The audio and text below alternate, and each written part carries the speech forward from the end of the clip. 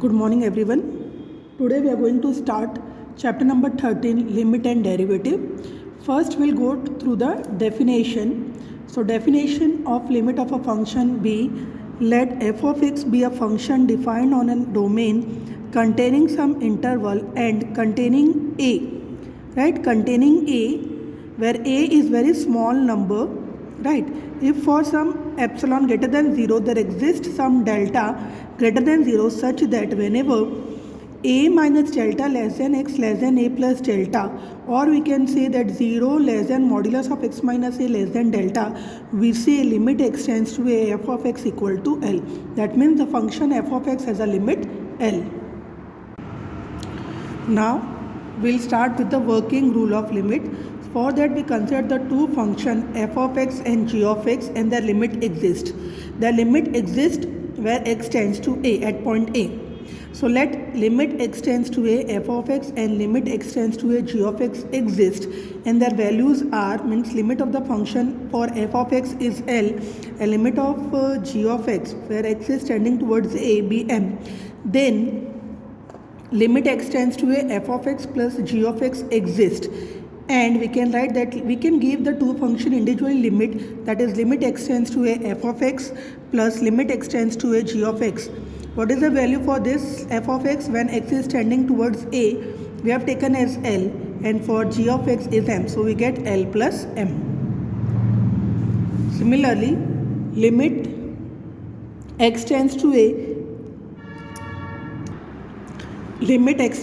f of x into g of x exist, and limit x tends to a f of x individually will give the function limit x tends to a g of x. What is the limit for f of x? It is L into m. G of x limit has m, so we get the answer as L into m. Next is, if m is not equal to 0, then limit x tends to a fx upon gx exists. And if it is existing, then we can write as limit x tends to fx upon gx as value of the limit for function f of x is L, and that of g of x is m. So we get the answer as L by m. Now one theorem says limit x tends to a x raised to n equal to a raised to n, where n belongs to natural number. Next is limit of a polynomial. Suppose a function f of x, which is the polynomial general is given as Cn into x raised to n plus Cn minus 1 into x raised to n minus 1 till C0, where x is belonging to R, be a polynomial of degree n, then limit x tends to a f of x is equal to f of a, that is Cn into a raised to n plus Cn minus 1 into a raised to n minus 1 plus dot dot till a raised to a. For the next function is rational function.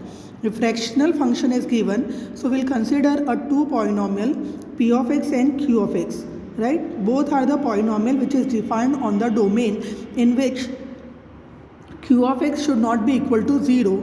Then we'll take h of x, which is equal to p of x upon q of x, is called the rational function. Next is limit of rational function. Let us take two polynomial p of x and q of x be the two polynomial which is defined on a domain which contains a small value a, right?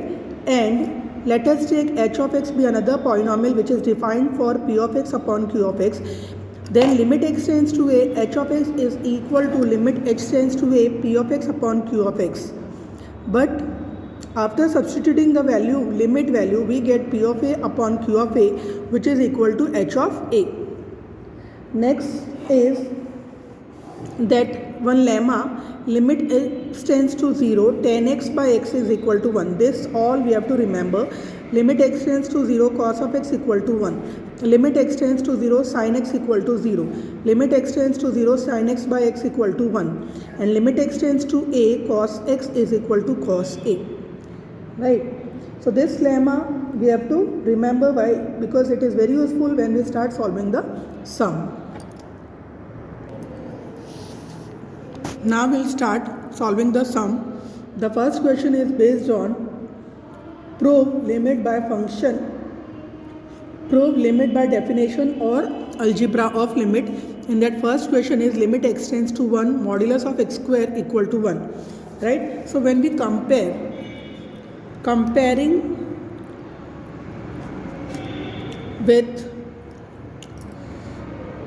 comparing with limit x tends to a, f of x equal to L, we get a equal to 1, f of x equal to modulus of x square, right? And value of L is 1, right? Because a is 1, L is 1 and f function is modulus of x square. So for epsilon greater than 0, according to the definition is epsilon greater than 0, modulus of f of x minus L is less than epsilon. But function is what? It is mod of x square minus 1 is less than epsilon.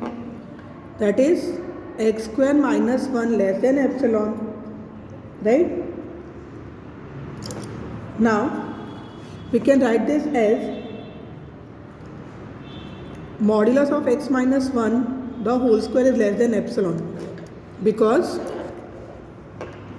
here mod of x minus 1 is less than equal to mod of x plus 1, implies mod of x minus 1 into mod of x minus 1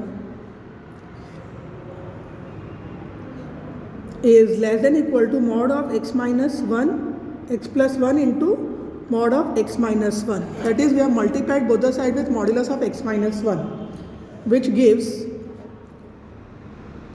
mod of x minus 1 the whole square is less than equal to mod of x square minus 1, right? Therefore, we can write modulus of x square minus 1 is less than epsilon. It implies that mod of x minus 1 is less than root of epsilon if I take the root on both the sides, and that we take as a delta. Thus, according to the definition of limit, for every epsilon greater than 0, we can find delta greater than 0 such that 0 less than mod of x minus 1 less than delta. That is mod of x square minus 1 less than epsilon. Hence, by the definition, limit x tends to 1 mod of x square is equal to 1. Next question is, using the algebra of limit and definition of limit, prove that limit x tends to 3, x cube equal to 27. So again we'll compare limit x tends to 3, x cube equal to 27 with limit x tends to a, fx equal to L. Right, so we get, after comparing, we get the value of a as 3, f of x is x cube, L equal to 27. Now, according to the definition, it is epsilon greater than 0, f of x minus L in modulus is less than epsilon, which implies, double implies, x cube minus 27 is less than epsilon. So we can write that as x minus 3 the whole power 3 is less than epsilon. Why? So that will show that modulus of x square minus 6x plus 9 is less than x cube plus 3x plus 9, where x is greater than 0. So we can write it as x minus 3 modulus into mod of x minus 3. This will show how it is less than this, right? So x minus 3 into modulus of x minus 3 the whole square is less than mod of x minus 3 into modulus of x square plus 3x, here it should be x square plus 3x plus 9, which implies modulus of x minus 3 the whole power 3 is less than equal to modulus absolute value of x cube minus 27, which is less than epsilon. So we get that modulus of x minus 3 is less than cube root of epsilon, and that will take as delta. So from this we can define that 0 less than mod of x minus 3 less than delta, right? So this is by the definition. Hence we can write that by algebra of limit x tends to 3, x cube is equal to 3 the whole cube is 27. Now the next topic is simple sums on limit. In that first question is for f of x equal to x square minus sine upon x minus 3, where x is not equal to 3 and f of 3 equal to 6. Prove that limit x tends to 3, f of x is f of 3. This we have to prove it, right? So first we'll take that limit x tends to 3 f of x. But what is f of x in the question given is x square minus sine upon x minus 3. So that we will write it down,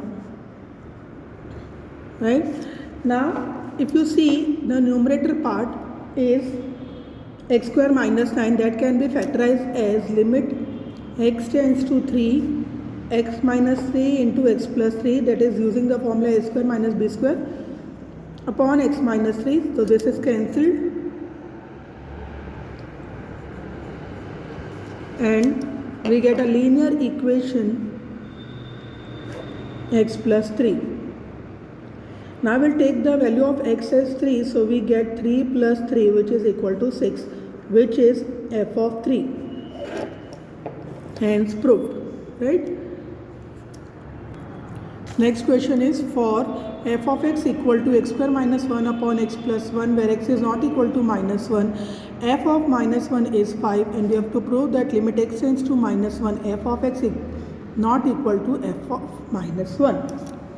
So here in this question also we'll start with the same method, that on the LHS part if I see it is limit x tends to minus 1 f of x. What is f of x given in the question is x square minus 1 upon x plus 1. So that we will write it down. So x square minus 1 upon x plus 1. Now if we see the numerator, it is we can factorize that as using a formula a square minus b square. So we get x minus 1 into x plus 1 whole upon x plus 1. Right? So one of the term is cancelled, one of the polynomial you can see it has been cancelled, and we get limit x tends to minus 1 x minus 1. Now what we'll do, we'll substitute the value of x as minus 1, so we get minus 2. But so we'll take this as equation 1. But minus 2 is not equal to 5, right? Which is not equal to minus 1. Hence proved that limit x tends to minus 1, f of x is not equal to f of minus 1.